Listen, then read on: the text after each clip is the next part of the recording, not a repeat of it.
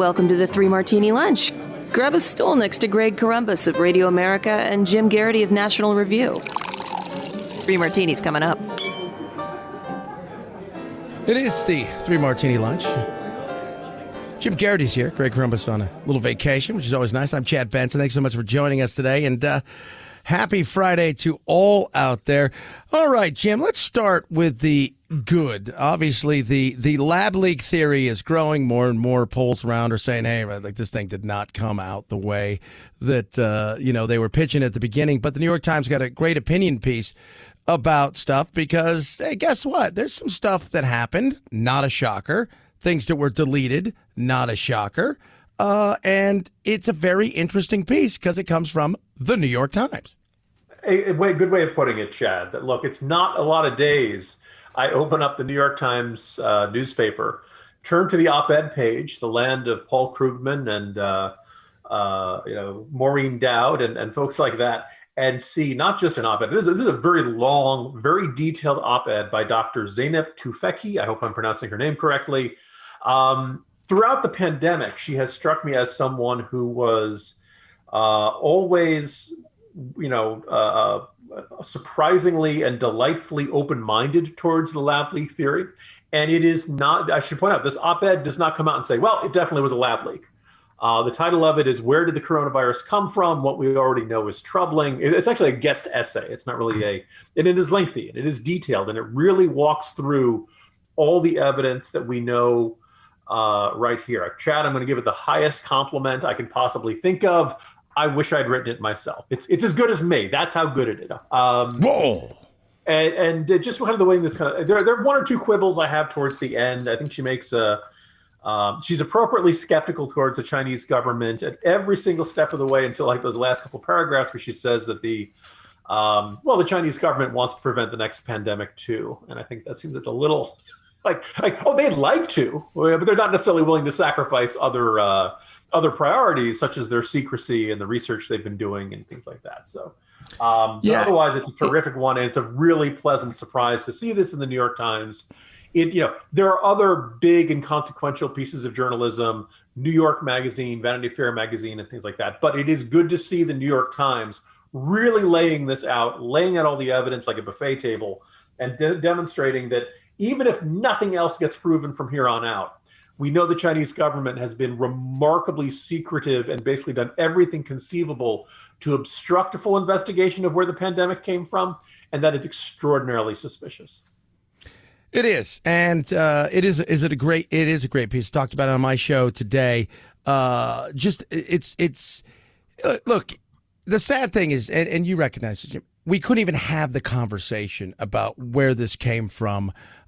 Because, it was deemed racist and it was deemed all of these things when at the end of the day, and some of that had to do with the fact that it became so political and the extremes ended up grabbing a hold of it and turning into something when level-headed individuals are like, no, this is important that we know where this thing came from. Could it happen again?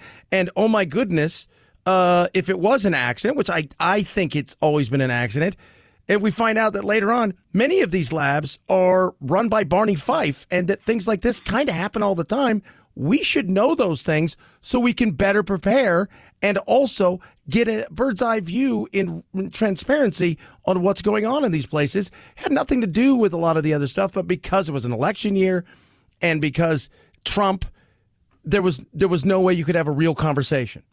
Yeah, no, I think it was very clear that as soon as the pandemic's effect on American life became very, as severe and intense as it did last March and last April, a lot of Americans were not interested in getting to the root of how the heck did this happen, because it was turning into a story of look how Trump has messed this up. Look at how bad Trump is responding. Trump told us not to worry, et cetera, et cetera. And I'm among those who'd say there's a lot of legitimate criticism to be made of President Trump in that area. But this is not primarily a Donald Trump story. This is arguably the most consequential story on the world stage in many, many, decades. And it's probably inevitably a side effect of the rise of China.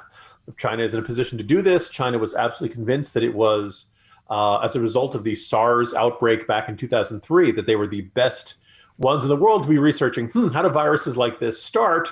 And I concur with you. I think it's much more likely to, I don't buy into this idea that this was a deliberate or was a bioweapon or something. Although I would note there's probably likely that what was going on in the Wuhan Institute of Virology was, somewhat related to biological weapons research, because a lot of this research is dual use. The more you know about how a virus becomes more virulent and spreads, the more you can use that and apply it to weaponizing a virus. Just kind of one last thought. As you were talking there, Chad, it suddenly dawned on me, people have made the comparison to the Chernobyl nuclear disaster in the Soviet Union in the late 80s, or in Ukraine. I kind of wonder, if the radiation from Chernobyl had affected a global scale, if it was really devastating to Ukraine and the surrounding regions, but if it had really been that bad, would the Cold War have ended the way it had? Or would the whole wide world have been so furious with the Soviet Union that things could not have ended as peaceably as it did? Just kind of a thought about, I understand why people are reluctant to fully explore this, and the ramifications of this are really deep and dark and far-reaching, but that doesn't mean we can avert our eyes from it. I don't think we do anybody any favors when we do. No, and I've talked about this. Look, there is sometimes it's better you don't know, because if this was done on purpose, or if it was done in such a way where the Chinese hit it and it caused millions of deaths around the world, and everybody at some point in time, people are going to have to react to it, and they're going to look at us, but we're also going to look at all of our partners, and there will have to be consequences which could send us in a different way. And that, I think, a lot of people is, sometimes it's better you don't, but we can't live that way, because they get away with it once, they can get away with it twice, and that's something we can't have happen. I'm Chad Benson, in for our buddy Greg. Jim Garrity here is always here, because that's what he does. Let's talk about Gabi. All right, now, by the way, I do have Gabi. I tell everybody, do you use this stuff? Yes, even the 3 Martini stuff I use. Hundreds of companies out there claiming to compare auto and home insurance rates. I've used Gabi, but there's only one that does this. You can get better insurance with Gabi. And you know what? I did it, and I saved a ton of money when they took auto and home insurance, put it together, and found me the best deals. Gabi is the one true comparison platform with fast, verifiable quotes, not ballpark guesses. You can use your current policy to find a better policy, comparing your current coverage with 40 of the top insurance companies. We're talking companies like Progressive and Nationwide and Travelers, all in one place. And you use your current insurance information to get started. It is free, and they only show policies that are the same or better than your current coverage. And many of them can be at a lower price. Gabi customers save $961 per year on average, and they will never sell your information, so they'll no longer be dealing with annoying spam or robocalls. Put your policy to the test like I did and so many others are. Get a better insurance with Gabi, and it is great. I'm telling you, it's so simple, and it's totally free to check, and there's no obligation. Go to Gabi.com/Martini, Gabi.com/Martini, Gabi.com/Martini. We move from the good to the bad. And the bad, well, Republicans, bipartisan, infrastructure, did they get anything out of it? That's questionable, but it looks like a deal's going to get done. And, I always say there's must-haves and there's wants, and I don't know what the Republicans got out of this. Yeah, look, this went from, it's very quick. It was very odd. It was like originally there was murmurs yesterday morning. Oh, they have a deal. They're going to have a White House ceremony. Biden's met with some Republican senators, a couple other Democratic senators, including ones who are kind of favorites of folks on the right, like Joe Manchin and Kyrsten Sinema.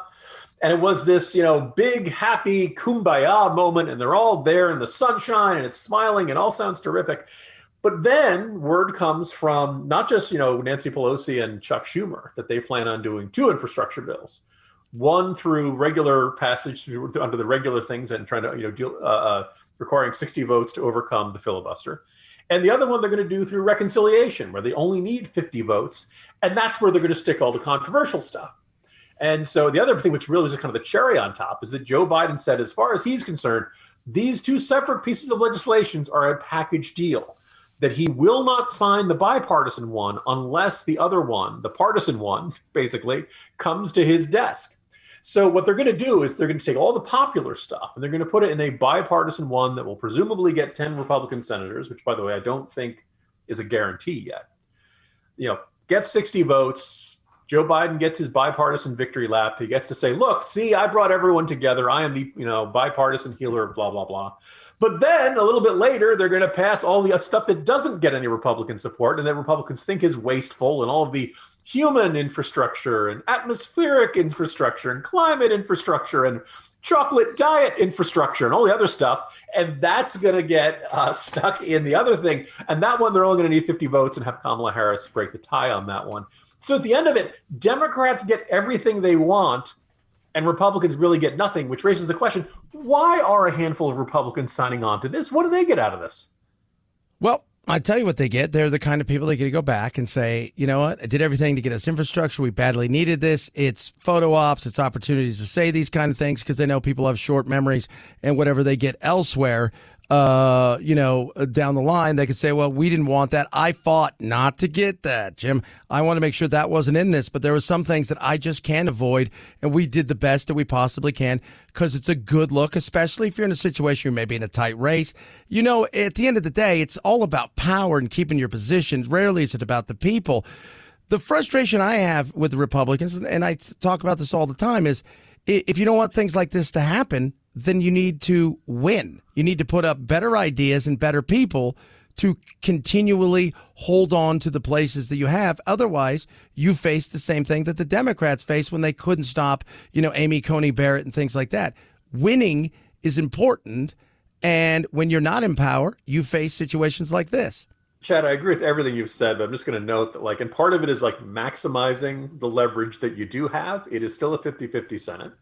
And, look, I agree with the idea. If you're a Rob Portman or Mitt Romney or any one of these Republican senators who was at the White House yesterday, and your attitude is that between, DC and Puerto Rican statehood and the Green New Deal and all of these, nutty ideas that progressive Democrats have, if your attitude is a bipartisan infrastructure deal is the minimally damaging, most justifiable item on the Biden agenda, and I don't want to come across as a obstructionist partisan jerk, I'm going to work with him on this. Fine, I agree with him on this. But the problem is that if Democrats get everything that's bipartisan and all the partisan stuff on top, and you don't do anything to stop it, and you don't realize that this bipartisan deal is the leverage you have to stop all the partisan stuff in the second one, pass through reconciliation, then you're basically you're giving away the store. And yes, I realize every member of Congress, no matter how much they claim to be fiscally conservative, loves to announce the opening of a new highway interchange, or we're doing upgrades on this bridge or building a new road. Fine. Legislators love to fund infrastructure. I got it. But for a long time, Republicans have been through this. We're going to try to keep the cap on the spending. If you go along with this, there is no cap on the spending because everything gets shoved over to the other piece of legislation. It is setting themselves up for failure, and it is potentially a catastrophic decision that it's going to be an entirely self-inflicted wound. Yeah, well, welcome to politics, right? That's what most of politics is self-inflicted wounds. But luckily, we have short memories, and we look over and go, well, it's you're the best bad idea I can vote for, and that's unfortunate the way politics works, and I don't see it changing anytime soon. The only good news is we sleep well at night. Oh, that's called a transition, kids. For those of you who don't keep score, MyPillow. So the MyPillow is incredible, and for those of you guys who've never tried a MyPillow, I don't know what you're waiting for. Sleep better, sleep cooler. My MyPillow never goes flat, and yes, I have several of them. Right now, my son is taking my MyPillow. He's out here visiting. He's like, I love that pillow, Dad. He's got the king-size one, and he's taking it, and I love, love, love my MyPillow and all the products over there. Right now, their current offer is for a limited time. You can get a queen-size premium MyPillow for only $29.98, and a king-size pillow is just $5 more. Now, these premium pillows will never go flat, and they'll give you the best night's sleep every night. They're made right here in the United States. They have a 60-day money-back guarantee and a 1-year limited warranty. Let me tell you something about MyPillow. Made right here in the U.S., which is great, but they've got tons of other things. You can go to MyPillow.com, click on the Radio Listeners Square. You enter promo code MARTINI or call 800-874-0104. While you're there, take advantage of all the deep discounts. They've got the MyPillow products like the Giza Dream Bed Sheets. They've got the new My Slippers. And I will tell you this, they've got towels, but the mattress topper, which is my favorite thing, is incredible. What are you waiting for? The premium MyPillow today. Save big time. Get it for $29.98 only with promo code MARTINI. Call 800-874-0104 or visit mypillow.com today. So, we've hit the good, we've hit the bad. It's time to hit the crazy. I'm excited about this. One of Trump's last things he did, and you know this, Jim, is that giant, huge stimulus part 58. He put in there a little bit of a rider, as they would say, and that is, hey, you got to tell America about all these crazy UFO things.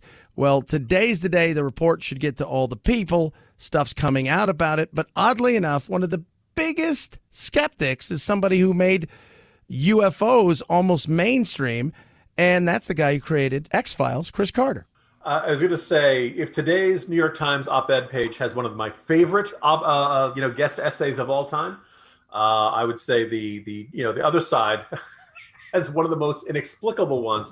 Now, I've discussed the discussion of these U.S. Navy pilots and the things they've seen that they can't explain in past episodes of the podcast. I'm very intrigued by this. I don't know what it is. It sounds like they don't know what it is, and I think it's really worth getting to the bottom of. I actually think the possibility of this being aliens is actually one of the more reassuring options, because it would be much more ominous if this was tech from Russia or China or someplace else. But the idea of saying, hey, let's get the guy who created the X-Files to write an op-ed on this to say what he thinks, I'm not really sure makes a lot of sense. I read it, and let me just summarize it real quickly. The op-ed starts very strong. It has some very compelling narrative themes. But then as you go further into the op-ed, it starts to get contradictory and confusing. And by the end, you realize Chris Carter was making it up as he's going along, and he had no idea where he's going. In other words, folks, it's just like the X-Files series. Everybody laughs around here because I do 2 radio shows, do my national show, and then I do a local show out here in Phoenix. And everybody laughs at me because I've been very much on this the last several years. And the eyewitnesses, the Navy pilots, just regular pilots, people on the ground they're sane people, have talked about stuff like this. And of course, everybody thinks it's little green men or it's this, that, and the other. But, it's funny because, I think some people are afraid. Well, what if it is something from out of this world or even a different dimension where we cross paths? That would scare people because why? Well, because we think about ourselves and think, well, we've gone and conquered lands, and that's kind of what you do. And, on the other side of things, if it's not any of those things, dare I say it's the Russians or the Chinese, that's just as terrifying, Jim. And I think we need to understand what these things are. And I don't know how much we'll get out of it. But I think either way, it's something that people have been intrigued in for years and are sick and tired of being called a lunatic for saying, hey, I saw something I can't explain. Yeah, and the sheer number of pilots who will have stories like this is pretty striking. And when people say, look, clearly, if it is some alien intelligence, clearly they have no intention of doing, thankfully they're not doing the Independence Day route. They don't seem to want to do the V route. They're not going to make a big, large, showy entrance. Maybe we're like a wildlife preserve to them. Maybe we're just something they just want to watch. They just want to check us out. Maybe we're just kind of reality show entertainment to them. And that's kind of really unnerving to think that they're doing that. And every once in a while, maybe they tweak with us or something like that. But we'll see how this shakes out. We'll see what they reveal. But all in all, Chad, I'm just not convinced that Chris Carter was the guy we needed to hear. You know what? I'd rather hear from former Vikings wide receiver Chris Carter than X-Files Chris Carter on this one. Absolutely. That would have been entertaining, because he would have probably came out and said something a little bit more entertaining than this. And if all the people Chris there Carter would have been a come on man in there somewhere. Yeah, come on, man. You know it's aliens. Crazy. I'm looking forward to it. It's going to be fun. I am Chad Benson, in for Greg Columbus, who is off next week. So you'll be stuck with me, Jim, again next week. But appreciate having it on. You can follow me at Chad Benson. And, of course, Jim, where can they get to you? I am at Jim Garrity, and always at nationalreview.com and various other places. Fantastic. You guys have a good weekend, and we'll do it again next week. Hey, guys, it's Mock and Daisy from the Chicks on the Right, and we're excited to tell you about our podcast, the Mock and Daisy Common Sense Cast. If you've been stressed lately with the information overload on social media, or just don't feel like anything in the news makes sense anymore, don't worry, because we're here to clear things up. Every week, we discuss topics like cancel culture, national crisis, what's happening to our new generations, and if you're just plain tired of people trying to tell you what to do or how to live your life, we tackle that too. Find out more by going to our website, chicksontheright.com, or start listening on the Apple Podcast app, Spotify, or your favorite podcast app. Don't forget to leave a comment or review and subscribe.